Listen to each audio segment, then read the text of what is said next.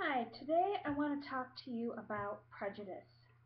And a lot of times when we think about prejudice, we're thinking about prejudice on a larger scale, such as Nazi Germany and the American Civil Rights Movement and that kind of thing.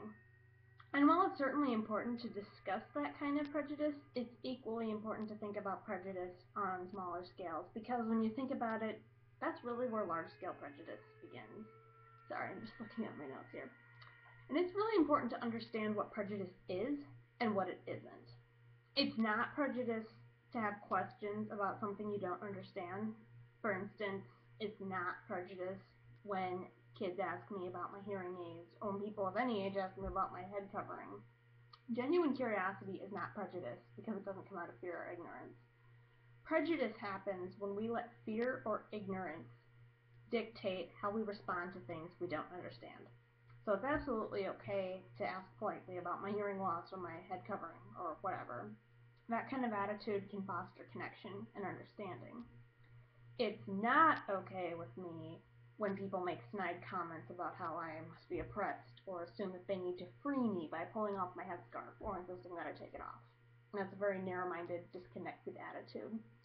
The other thing I want to say about prejudice is that everyone is prejudiced to a degree. I have faced prejudice many times, but that doesn't erase the fact that I have my own prejudiced ideas about other things.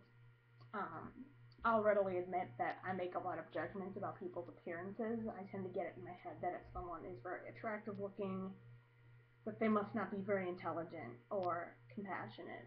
And this is prejudice because we're talking again about that response that is based in fear or ignorance. And this prejudiced attitude can close me off from getting to know other people and finding out that someone may be a very intelligent, caring person.